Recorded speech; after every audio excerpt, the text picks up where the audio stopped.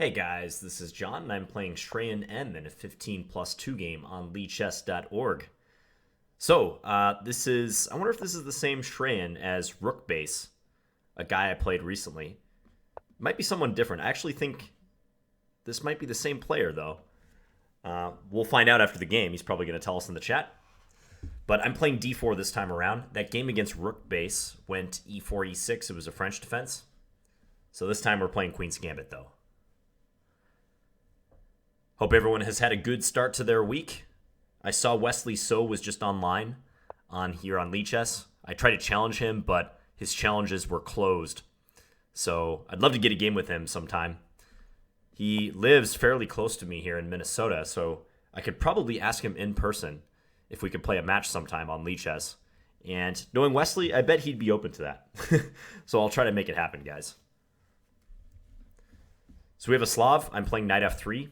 This is the move that I prefer on move 3. Some players play knight c3, but if you play knight c3, you have to be ready for d takes c4. Knight f3 makes it easier to regain the pawn if black does decide to capture here. One difference is that after d takes c4, e3, b5, and then the move a4, it's nice that black can't play b4 with tempo on the knight on c3. So there's just some value in keeping this knight back for a move. Okay, black plays knight f6. And I often play this line with queen c2, so I think I'm going to do it. I'm a fan of these positions. It avoids a lot of the heavy theory with knight c3. It also cuts out bishop f5 for now. Let me just hover over my opponent's name, checking out their stats. So he's got a blitz rating of 1859, no bullet rating. Classical rating that's still provisional.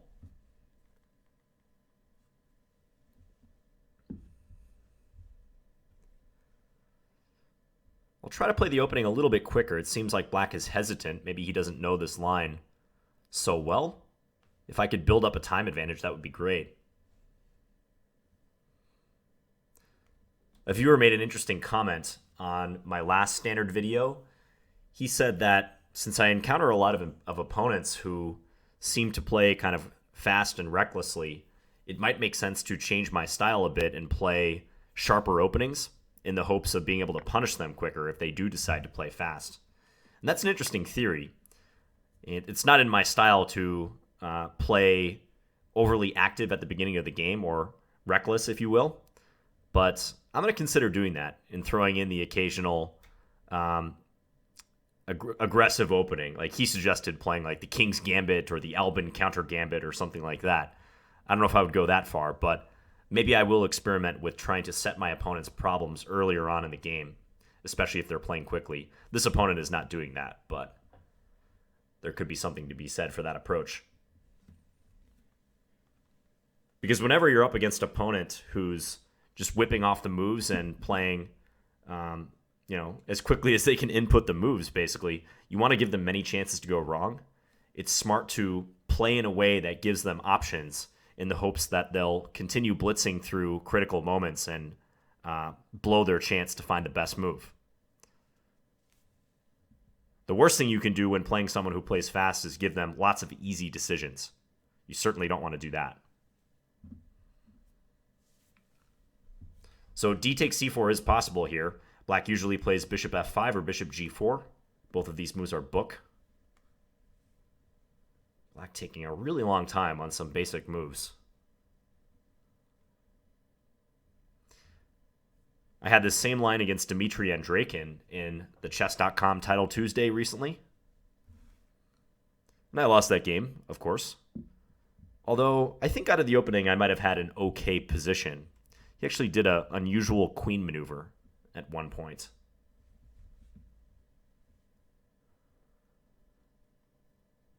What's it going to be, Shrayan? I played both moves from the black side. I don't have a clear preference between the two. Bishop f5 used to be regarded a little, it used to be considered a little bit better than bishop g4. But I know, for instance, Boris Avrukh, in his repertoire on the Slav, recommended bishop g4. And he's a well-respected theoretician, so his recommendations are often followed by the chess community. I think they're about equal in value, personally. Black can also play b5 here. It's completely plausible to attack white's queen, force it back to either c2 or b3. I had another game like that recently, come to think of it. Bullet game, I believe, on ICC.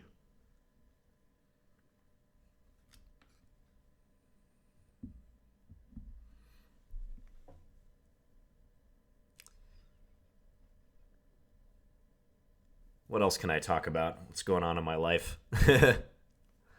I posted an analysis video today of the classic Opera House game, Morphy versus the Duke of Brunswick and the Count of Isward. So check that out if you haven't already. Many of you who watch my standard games and are more serious players have no doubt seen that game. But I want to analyze some classic games and maybe even some less well-known games, and also make it a repertoire on Chessable too. So you guys kind of get a double whammy of instruction. A video annotated game by me, and then the Chessable repertoire as well, with annotations to the moves and the ability for you to go in and study the lines or the game. So if you have any suggestions as far as which games I should consider choosing, feel free to let me know. Knight bd7, that's a new one. I have not seen that before. It blocks the light square bishop. It could prop up an eventual e5. It looks clumsy to me. I could play knight c3 and try to go for a quick e4, e5. I could also play g3, bishop g2, which is what I usually do in this line.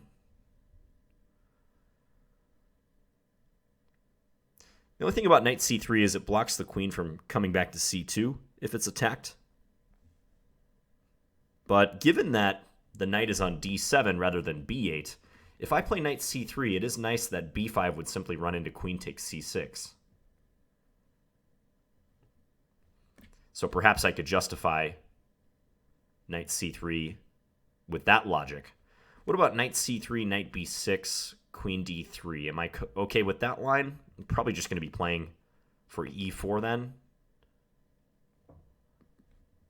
Yeah, I'm going to play knight c3. So the most straightforward move. Trying to jump on the fact that black is perhaps not choosing the most critical line on move 5.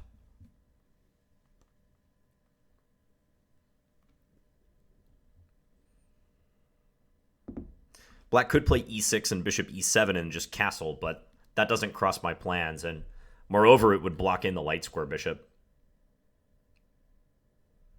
If I were black, I'd want to keep open the avenue for this bishop in hopes of playing bishop f5 or bishop g4.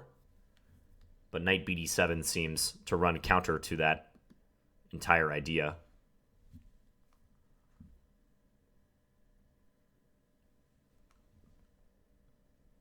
Black could play g6 and bishop g7, but nope, knight b6. Okay, so let's go queen d3.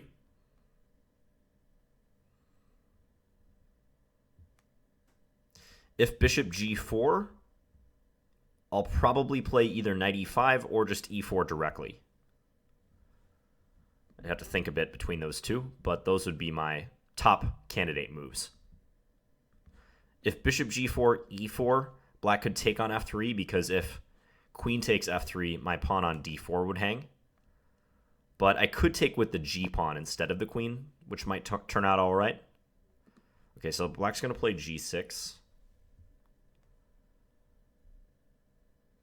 Let's occupy the center, e4. Anytime you can establish the d4, e4 pawn duo and your opponent has no great counter arguments, I think it's a good idea to do so. And he quickly plays bishop g7.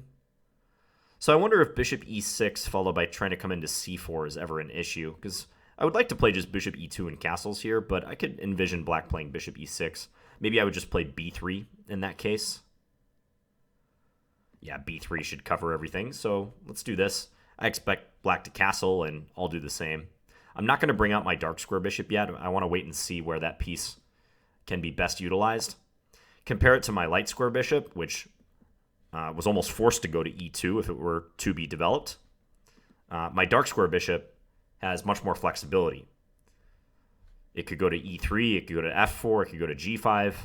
It's not yet 100% clear which square is best. So now Shrayan is picking up the pace. Queen c7, maybe preparing rook d8. Here I'm thinking bishop g5, and I'll tell you why. Should my bishop be kicked with h6, I think it's not a bad plan to play bishop h4 with an eye towards playing bishop g3. The only thing I'm wondering is if bishop g5, h6, bishop h4, if knight h5 is unpleasant, trying to control the f4 square. I'd love to play bishop f4 right now and attack the queen, but that would just lose the bishop. e5 could be considered, attacking the knight, but that would give up control of d5 for one thing. Maybe bishop g5, h6, bishop h4, knight h5, queen e3 is okay then.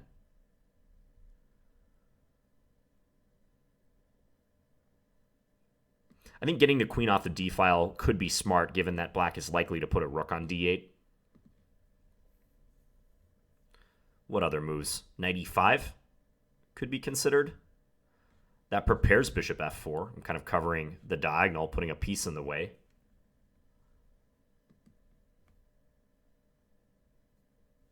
It also covers the h5 square with my bishop. Might not be a half bad move.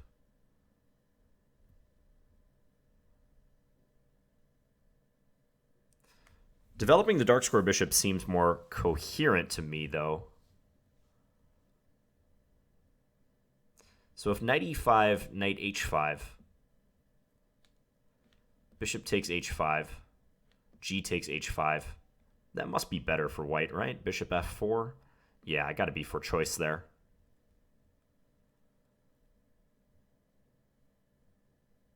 He could try knight e5, c5, trying to undermine the defense, but bishop f4 adds another defender to the e5 knight.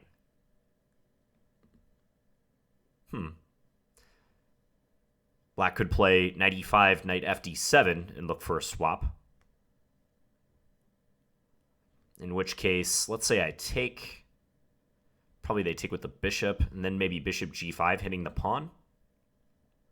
So we've swapped a pair of knights in that line. I'm not sure if that benefits him or me.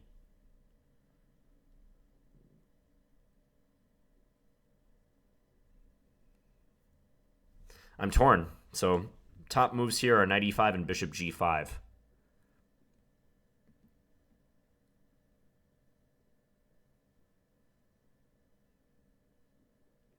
Am I really that scared of bishop g5, h6, bishop h4, knight h5, though? It's kind of a weird-looking line, and I already identified queen e3 as a move I could play there. So maybe I really should have no fear of that continuation. There is knight f4 at the end of that line. Trying to go after my light square bishop, but I even have bishop d1 if I want. Okay, I'm going to play this. It took a little convincing to do this and a slight detour while I mentally considered knight e5, but I think I've solved the issues in h6, bishop h4, knight h5, or at least I've solved them to my satisfaction.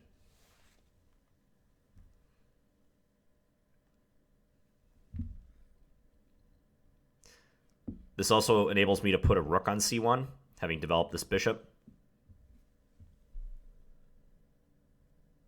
Shades of the previous game against Amat Rase, where black ran into a knight b5 issue with my rook sitting on c1 against their queen on c7.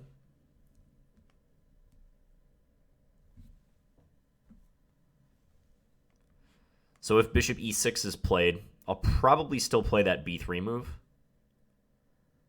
I think I need to control the c4 square. I could play queen e3, but then black can jump the knight or the bishop into c4. So I think it's best to simply play this move and get it over with. But I'll only do that in the event that black plays bishop e6 and adds two attackers to this square. Okay, so black chooses an entirely different square for the bishop. Now if h3, is black really going to take? If this were a bullet game, I would just automatically play rook c1, and it might be the best move here too.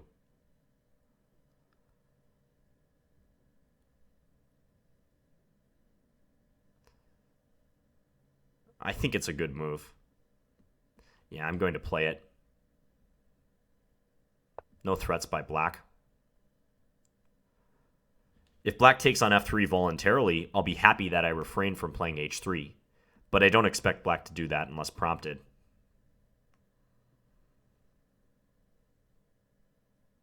Now there might be some ideas involving e5. Especially if I like take on f6 first, bishop takes, and then play e5. Although that probably won't lead to much. I'm trying to think of how I can best use the c-file pressure. And getting a knight to b5 or d5 would be good. If I played e5 on my next move, black could reply with this and have a replacement knight ready if we swap. So maybe that's nothing. If I can get my bishop pointed at the d5 square, that tactic would work for white, though.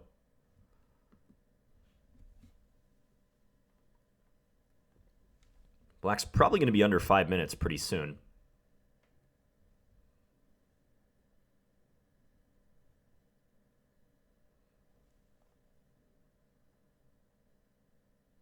I don't like bishop g4. I don't think your goal should be to trade your light square bishop for this knight. As a rule of thumb, you shouldn't trade bishops for knights unless there's a compelling reason to do so. It's not a good like neutral trade to make. And I'm not sure that black has convinced me that trading on f3 is in their favor or neutral for them. Okay, so rook fd1 could be played. My queen is opposing their rook now, so there's some tension in that regard. h3 again comes to mind. I think a critical line is h3, bishop takes. But there's maybe some tricky tactics, huh? Involving like rook takes d4 and knight g4. Could that possibly be? Trying to mate me on h2? Wow, that's clever. In that case, I kind of want to play rook fd1 just to have my king run to f7 or f1 if necessary.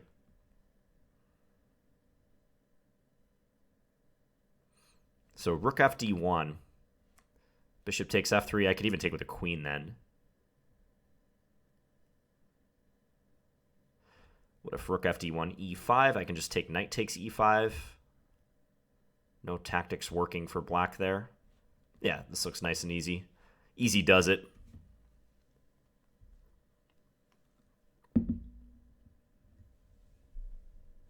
So I've got my rooks on useful files, C and D files.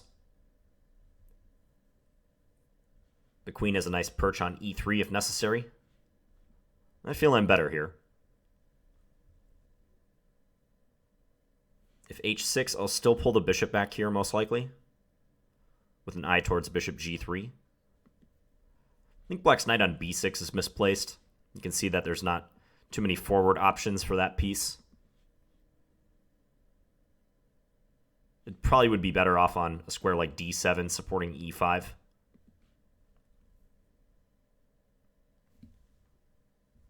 That b3 move I mentioned earlier, often a knight that's sitting on b6 can be restricted by a white pawn on b3, or vice versa. If white had a knight on b3, black can try to put on a pawn on b6. Same thing on the king side, g3 and g6. Yeah, and lo and behold, black moves the knight back voluntarily. Okay, so e5 immediately springs to mind, because that would push this knight to a bad square, and knight d5 just runs into knight takes d5. So e5, would the knight have to go to e8 or h5? Because in both of those cases, I can take e7 or even play knight d5, which looks disastrous for black. What else could happen? e5, bishop takes f3. I would probably just play queen takes f3, getting out of the knight takes e5 threat. The only other move is e5, bishop f5, which does free up the g4 square, admittedly, but it still feels wrong for black. e5, bishop f5, queen e3, knight g4. I guess I have to move my queen then. It's a little irritating. What about e5, bishop f5? I can't really get away with taking on f6. Probably a queen move is forced there. Maybe queen c4? might be the best square. So e5, bishop f5, queen c4.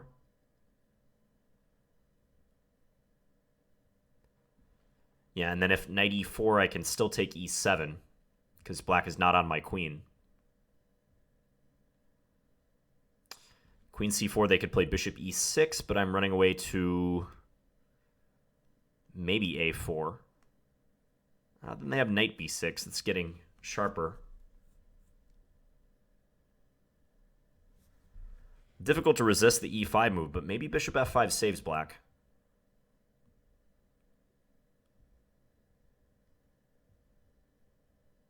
What am I talking about? e5, bishop f5, queen d2, knight e4. I can just take. And then bishop takes and then take on e7. Huh. I don't know why that detail escaped my attention, but yeah, let's go for this.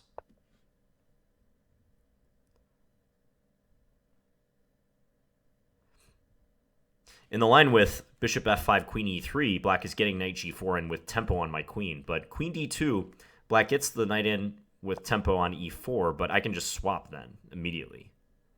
So there shouldn't be any issue playing queen d2 here. Yeah, knight takes e5 is not working because I can just recapture with my knight. So black's knight is going to have to go somewhere bad. Probably to e4. Yep, that's played. Okay, so let's take. Now, there are some possibilities on e5, but I think the fact that I'm attacking the rook at all times is going to confound their play. Bishop takes e7, knight takes e5, bishop takes d8. Nah, that's turning out well for me. Bishop takes e7, bishop takes f3. I'll take on d8 in between move. Okay, so let's go ahead and play this. 4 minutes for my opponent, 5 for me. 2-second increment, though, remember?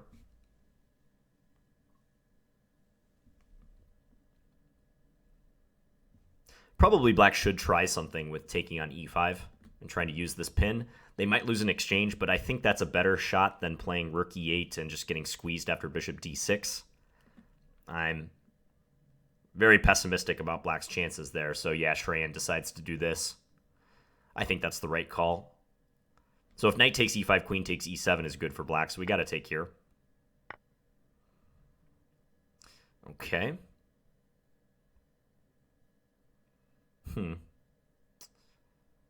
So how to proceed? Black's got some loose pieces, but I don't know if I can take advantage.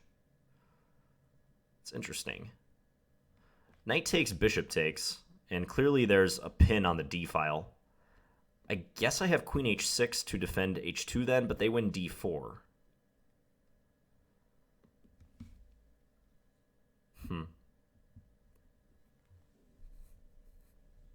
I don't think moving this knight is a good idea.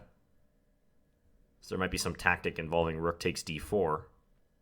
Although then maybe I have like queen e3, something along those lines. Knight e1 may not be terrible. It looks passive though.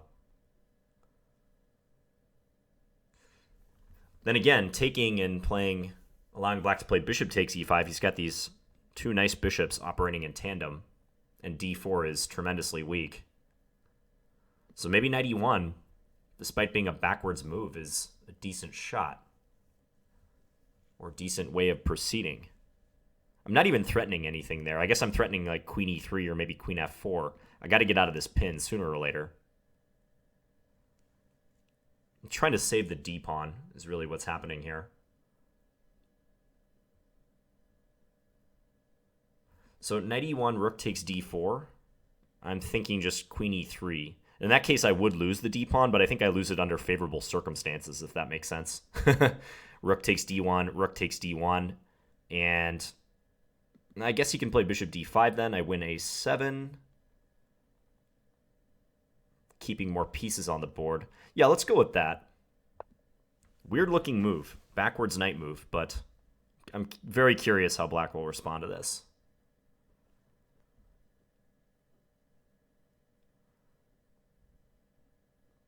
If bishop f5, I think queen f4 is strong. I couldn't play queen f4 on the previous move because of knight takes f3 check, which would win my queen. But if bishop f5, queen f4, knight f3 check, I just take it with my queen. there's no bishop on e4 anymore.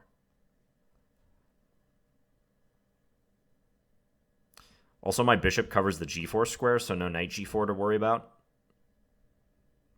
He can't play bishop d5. I just chop on e5 in that case. Okay, so he retreats the knight. Uh-huh. Maybe bishop f3 now. d5 also comes to mind. Trying to power down the file. Got to watch my time a little bit. I feel like he's going to try to bring the knight here or here and blockade d5. Playing bishop f3 would guarantee I either get the diagonal or trade a pair of bishops. But I like the look of getting this move in ASAP. Can't take it with the bishop because I would take with my queen. Nor can he take with the pawn. So if d5, I'm getting d6 in straight away. But the pawn just gets blockaded, doesn't it? And that will slow me down. Okay, let's play the more sensible move, I think. Let's go here. And if he takes, we'll get our knight back in the action. I may have to grind out a win up the exchange, but I'll have the e-file to operate with. It is 2 points of material, pretty clear. I was just worried that after d5, knight b6, d6, queen d5, black would plunk a piece on d5 and my d6 pawn would perish. It's a paper tiger. Looks like it would be strong on d6, but I don't have the necessary backup. And black has too many pieces that can surround that pawn.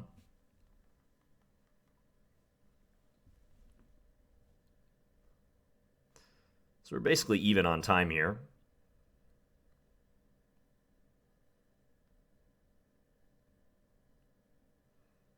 Black could play knight f6 to support the bishop, but I think I would swap and then maybe play something like queen e3. Okay, so we get the trade. Wow, knight e5. Right back to that square. I didn't see that. That's interesting. D takes e5 comes to mind. Just giving up the queen for 2 rooks, but probably not the best if I do that.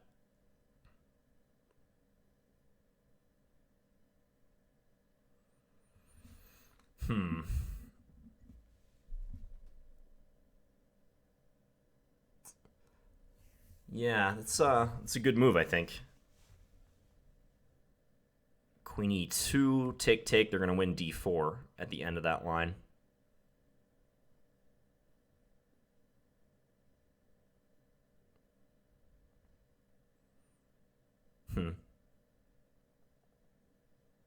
Good idea.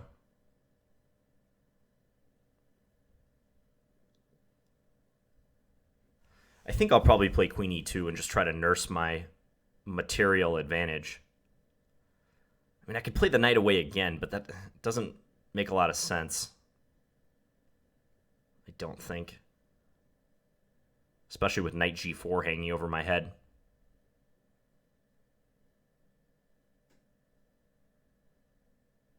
Okay, so let's play it smart. Queen e2. We're going to give the d-pawn. I was trying to avoid that. Maybe I could have done so in some way, but I didn't see it.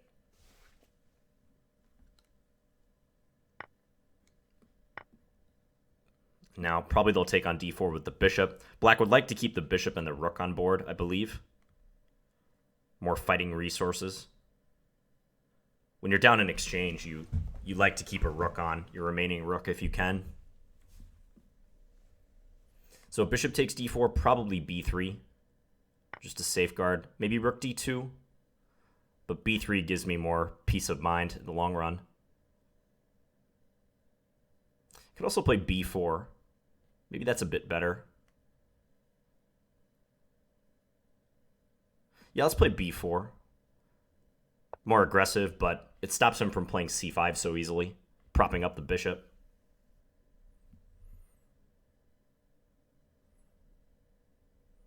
Two-second increment, but this time is going to tick down fast. I know from experience.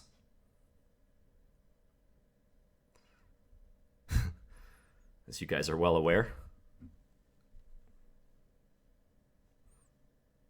So you could try to attack this pawn somehow, like queen e7 or something, but I can always play a3 and support it. Okay. Probably a3. Yeah, no tactics on f2 working. I always just have queen takes f2. I think I'd like to play g3 and king g2 just to get out of the way of any pin situation, if possible. Yeah, he's going to play aggressively. Let's come here and just make sure we can take back with a pawn. I'll pre-move that. We just don't want to fall for a bishop takes f2 move. That would be terrible if so.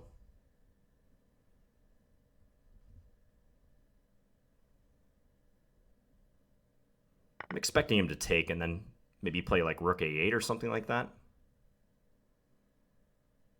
I guess I have queen f4 in that case. He'd like to add his rook to the equation to try to attack here, but it's not going to be simple. Okay, let's play g3. Just preparing king g2. Rook d2 also could be helpful very soon. So that's how he's going to add the attacker. Interesting. Didn't see that that move was possible. Rook d2. Okay, I'm going to play g4, actually. I'm going to try to control the f5 square. Missed rook d5, though. It's a nice one. Okay, so let's just support this for now.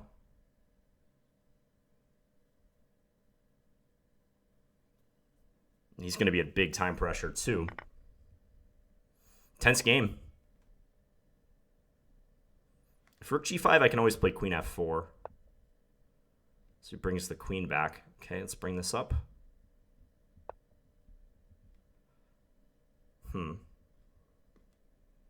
Let's come here. Rook f5 might have been his threat. Still want to put him in this pin. I need to double my rooks. I want to go rook d3 if I can.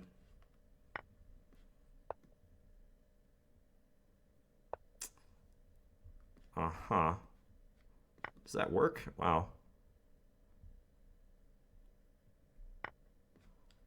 Got to go here now, unfortunately. It's getting weird.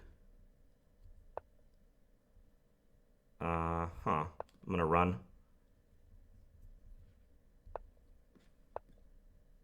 He's almost flagging, but so am I. I'm covering h1 now. Wow, and he timed out. So I won. That was close, too close for comfort at the end, though. Yikes. Yeah, he got in close to my king. I do have h1 and h3 covered. But real dicey. I think things got out of hand when he played rook d5. I felt like I was in control up till this point, but this move was annoying. Threatening rook f5, ganging up on f2. I didn't see that he could try for this method of activation. Maybe I should play rook d2, but rook f5 looked awkward still. Because then I'd have to play queen g2 to cover. And I didn't want to go passive like that. I think he resisted pretty well, being down the exchange. He put me under some pressure. Knight e5 was a good move that I missed. I'm guessing I misplayed it right around here. This whole knight e1 idea felt wrong, but I played it for concrete reasons. I wonder towards the end if there was ever a point where I was actually losing. So he played this kind of forceful f5 move. I'm sure there were other moves I could have tried here, like maybe even checking is possible. But my coordination isn't so great right now. My rooks are... this rook on b1 is sitting here uselessly. I want my rooks doubled and attacking the bishop. I missed bishop e5. That was quite a shock. I have to take here because he's attacking my queen and also double attacking the rook all of a sudden. So take, and now he's attacking the queen, and also he's observing the undefended rook on b1. And the only safe square I can go to hold the rook is queen b3. My king is completely bare. I'm just fortunate that he doesn't have a way to coordinate his queen and bishop so easily. He gave a check from e4. I went back here. Yeah, and this was played to threaten queen h2, but I think king f1 covers everything. So probably I'm still better here, but undoubtedly my king is feeling the heat. Maybe he could go queen e4 back right here, and then threaten queen h1 and also attack my rook. That might be a good move. If rook e1, queen h1 check, king e2, queen back to e4 check, king d3. Maybe I can sneak away, but I have to be careful and I have to stay on the light squares because black owns the dark squares. So we'll take a look at that ending for sure in the analysis. I think the opening went well. Black spent a lot of time and didn't come up with a very good setup, in my opinion. I was able to get the pawns on e4 and d4 unopposed. It also felt like knight bd7 was blundering into e5. Good practical decision by black here, taking on e5. There are many positions in chess where it's better to play down some amount of material versus playing down a lesser amount of material but suffering. And I think that would be the case if black played a move like rook e8. I can sink this bishop into d6, and I'm up a pawn, and I'm completely controlling matters and fortifying e5. So black chose to sacrifice the exchange, giving up a rook for a minor piece instead. But in doing so, confusing the issue. And that's how you got to think. Like when you're down in material, you have to think of ways to set problems for your opponent. You're not going to set problems for your opponent by agreeing to like suffer down a pawn. So, okay, let's go to the analysis board and take a look. So I had 2 inaccuracies, 2 mistakes for an average centi-pawn loss of 16.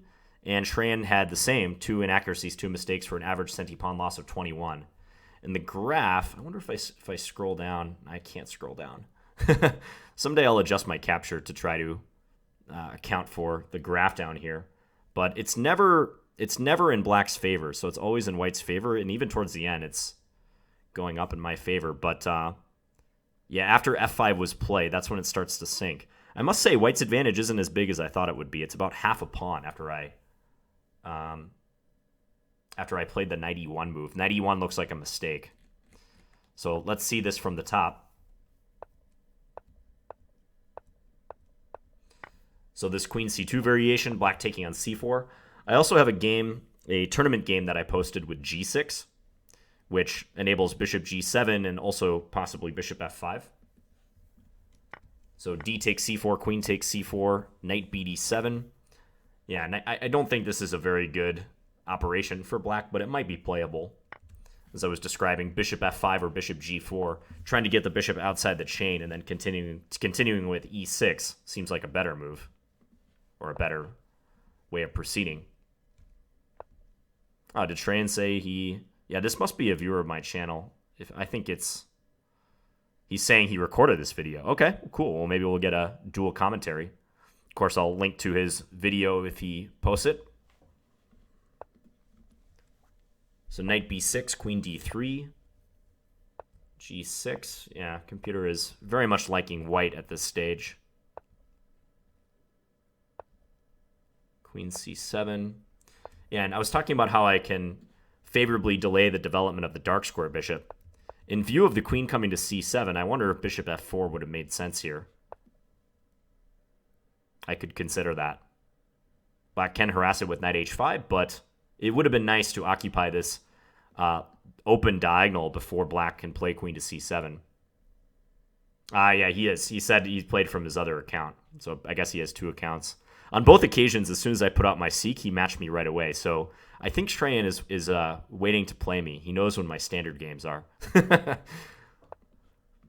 Okay, so queen c7, bishop g5.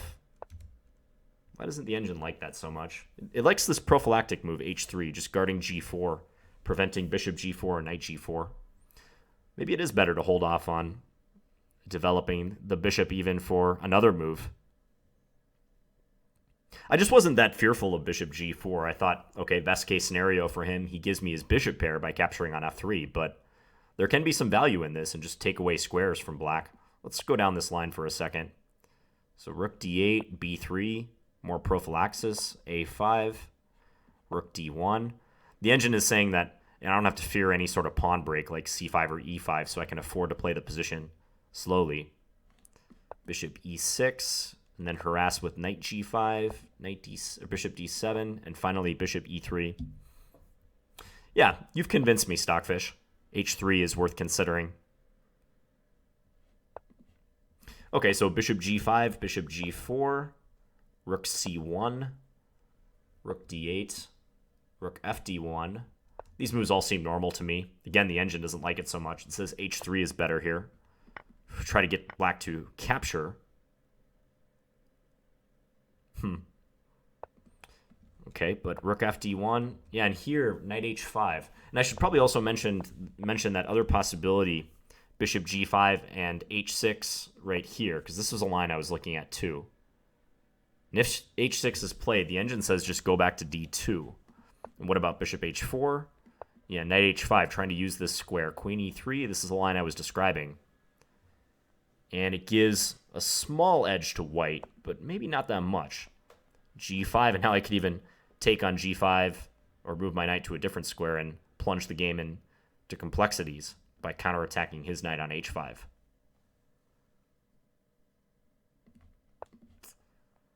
Yeah, and even knight h5 here before playing h6 is worth considering. It's a subtle position.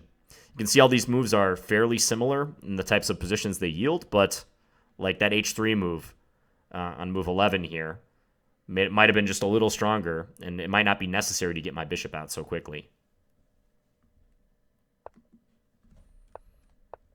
So let's kind of fast forward to this moment, because this is where I pinpointed as a moment where black started to go wrong. Knight bd7 seemingly running into e5. So an improvement for black is to play knight h5, trying to use the f4 square. I probably would have played queen e3. And then f6, bishop h4, knight into f4.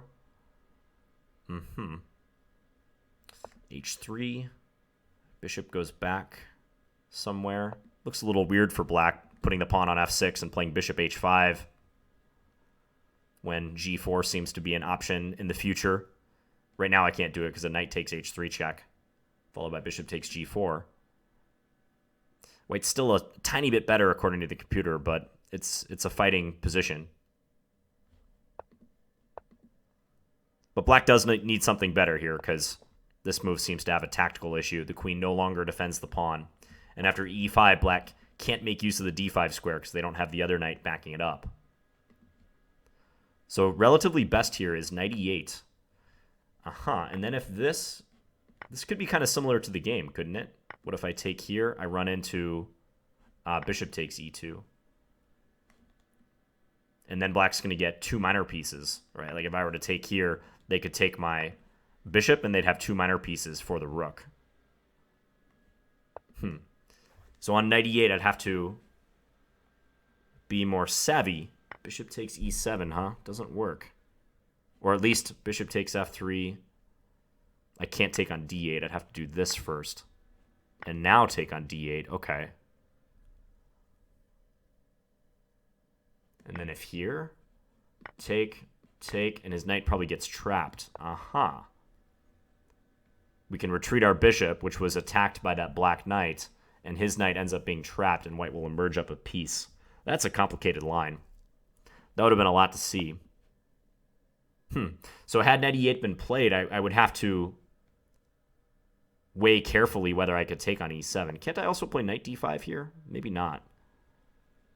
I was thinking knight d5 attacking the queen and hitting here, but this also is a good reply.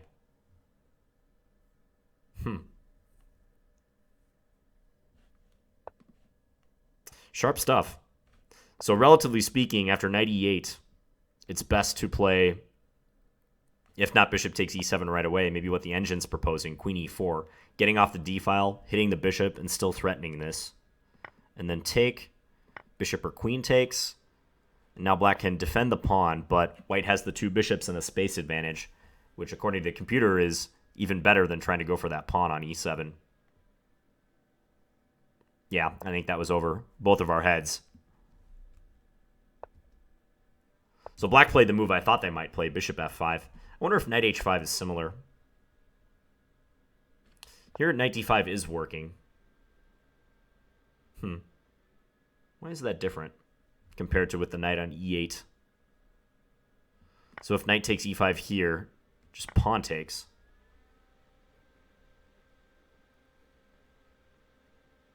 Because the knight on e8 was defending the queen. That's the difference between these two lines.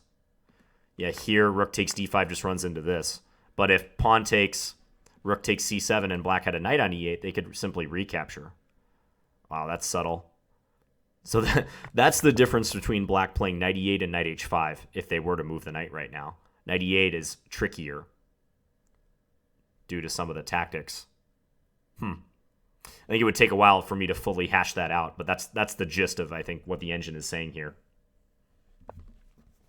So black played bishop f5, and I went here. It took me a while to see that queen d2 was the best move. I was looking at queen e3 for a little bit, but I think knight g4 comes with tempo and may allow black to save himself. Queen f4, and then I was thinking maybe f6, but knight f8, h3, knight e6, hitting the queen. This is still good for white, but not winning material, it looks to me. So queen d2 seems much simpler. I'm attacking the knight. Remember, black cannot go to d5 because of knight takes d5, and black is pinned down the file. So my opponent played knight e4. We had a swap, and then I took here. Yeah, and interestingly, the computer actually says play rook e8, but from a human standpoint, I would have much rather faced rook e8 and just been able to do this and enjoy my fantastic position up a pawn versus what happened in the game. Like, this was much murkier. It's one of the differences between humans and computers. Computers don't factor in practical chances. They just spit out an assessment and the according moves based on what they think is what they've calculated to be best in the position, whereas a human will make intuitive decisions. So yeah, the computer says this is +2 for white. I've got nothing to worry about, but there's a lot more to calculate here. I'm curious what you guys think. What do you guys think about that position? If you were white here, would you rather see rook e8 or the move that ShrayanM played, knight takes e5? Let me know in the comments. So this was played, and now bishop takes d8. Remember that if I play knight takes e5, I run into queen takes e7, so that's not in the plans. So bishop takes d8, and then black keeps the tension. Good move. Okay, so here I thought for a while and probably didn't come up with the best move because my advantage drops from +2 to only about a half pawn after knight e1. Now, I didn't want to go down this line. I felt like this line was not in my favor or not favorable compared to moving the knight. Because here, black's attacking h2, and it's very likely that the d4 pawn will fall. They're also threatening bishop f4 for the record, which would skewer my queen and rook. So yeah, the engine seems to agree with that assessment. This gives black a lot of activity. Queen f4, even in an endgame, the computer thinks that black is doing all right. b6, if this pawn comes up to c5, that bishop will be cemented on d4. I'm going to have a real tough time playing this position. My rooks are not well placed and not going to show their power for a while, if ever. So better here, or best, was knight g5. Moving the knight and attacking the bishop. Don't think I considered that move. And if rook takes d4 again, allow this to happen. Okay, because I'm going to actually have two rooks and a minor piece for the queen at the very end. I see. Okay. Well, that's also what could have happened with knight e1, now that I think about it. So the value of knight g5 over knight e1 is that I'm avoiding the trade, but I'm also hitting the bishop. And one line I talked about in the knight e1 context is if bishop f5 to sidestep the attack on e4, then queen f4 is strong, pinning the knight. And note that there's no bishop on e4, so we don't have to fear knight f3 check, followed by queen takes f4. Now knight f3 check will just run into this, and white's up material. So if knight g5, black can play bishop h6 and try to pin me. There's some pins and counterpins going on. My d-pawn is pinned, but so is my knight. And so is my knight. I'm pinned two ways, is what I'm trying to say. but I can play queen e3 and get out of the pin, and now black has 2 pieces under attack. Knight d7, bishop c4. Don't even take the bishop because he could take on g5. And this is +2. Yeah, this is more complicated than knight e1, clearly. But the computer likes it for white. Very much likes it. So I think my pre-analysis assessment here that this was a moment where I could have improved is correct. This is a big turning point. I go from +2 to +0.6 by playing knight e1 and knight g5. It's a tough move. It's an active move, but I don't know why I didn't look at it. Like maybe I might have subconsciously seen that black can play h6 and didn't like the idea of being in 2 pins at once. But I should have considered that move. So knight e1, and ShrayanM played very well, like I said. Knight d7.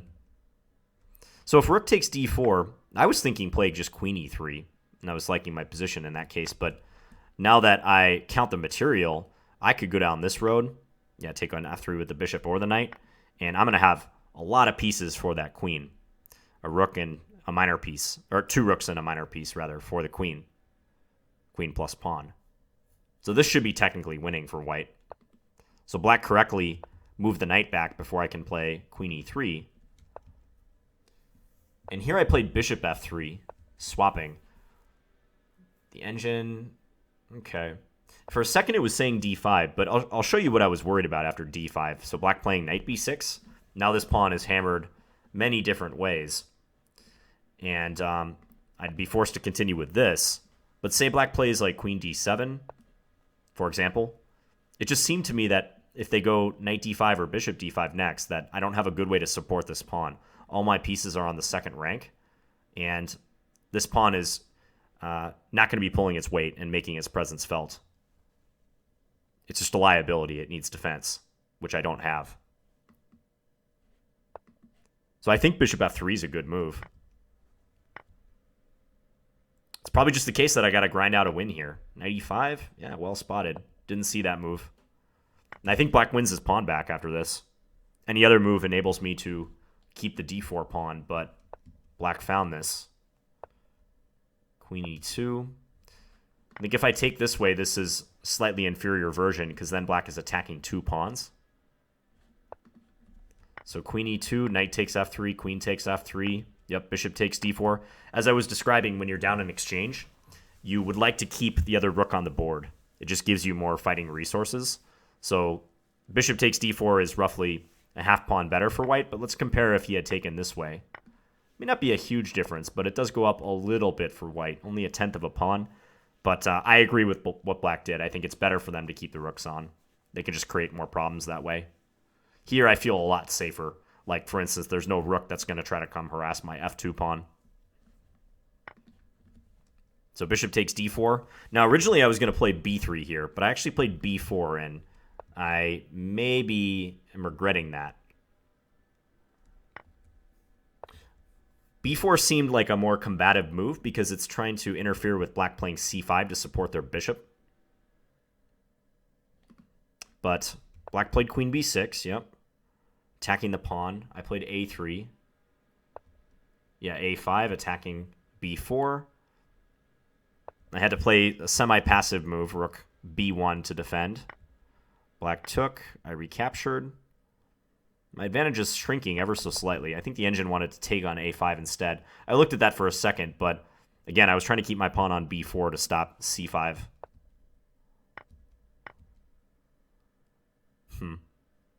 And here he played king g7. That seemed like a good plan to me.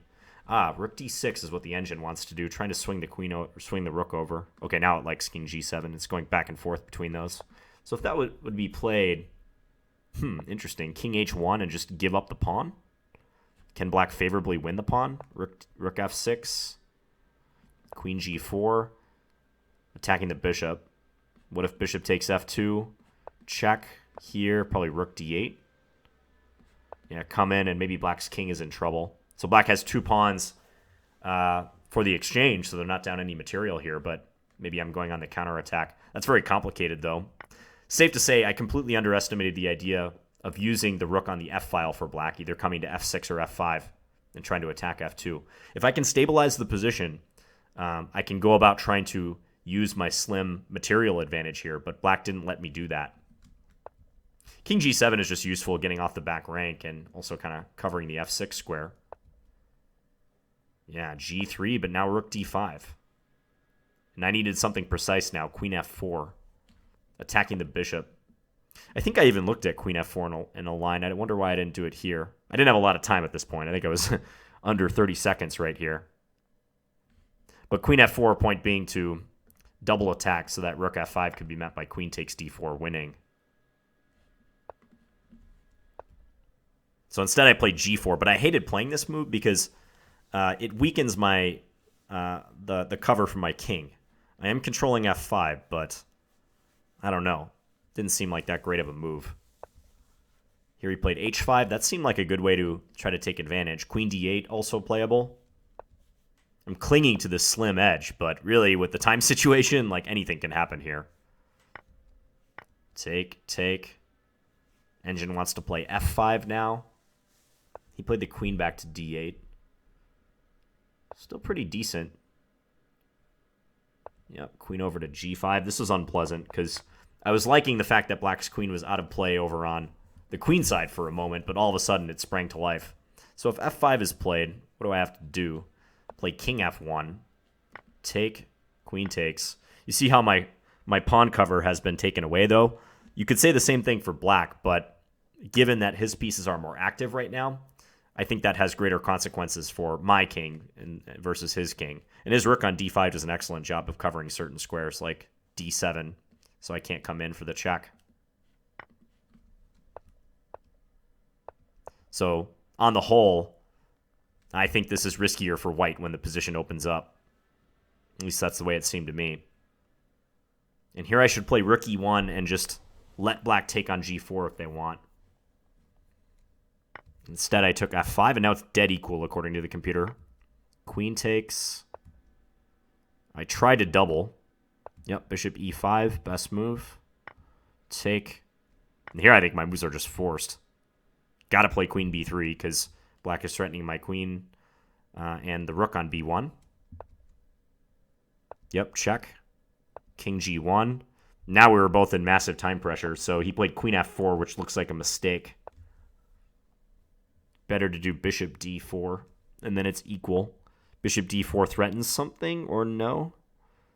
Attacks f2, but rook f1. I'm very passive now. Check, and he can just start going for multiple checks. Yeah, and with my king exposed, I got to be careful. I mean, black can easily create a decisive threat with the queen and the bishop combining if I'm not careful. So instead he played queen f4. I could have grabbed d5 here. I didn't see that. I just played king f1 to escape queen h2. And queen f3 nicely covers. And fortunately for me, he lost on time here. Otherwise, it would have been a time scramble even still. So, exciting game that went right down to the wire. Even though I won material starting with bishop takes e7, black showed his resourcefulness. So, nice job in utilizing your available resources, Shrayan, and not sitting back and letting me convert that material. You kept the pressure on, even here, once the material was slightly reduced. Like, you found creative ways to attack me, especially involving rook d5, idea rook f5. I'm pretty happy with the way the opening went. I think I could have improved by playing that h3 move on move 11. I'm not sure bringing the bishop out was really that great of an idea, despite it looking so natural. Black should have avoided knight bd7 because that was losing material. And I wish I would have looked at the knight g5 move. That was another moment where I could have improved my play. It would have put me in 2 pins, knight g5, bishop h6, but after queen e3, black has issues of their own. Very interesting game. And like I said, if Shrayan posts his video, I'll link you guys to that. So, as always, thank you guys for watching. Hope you enjoyed it, and I'll be back again soon with another video. Talk to you guys later. Bye.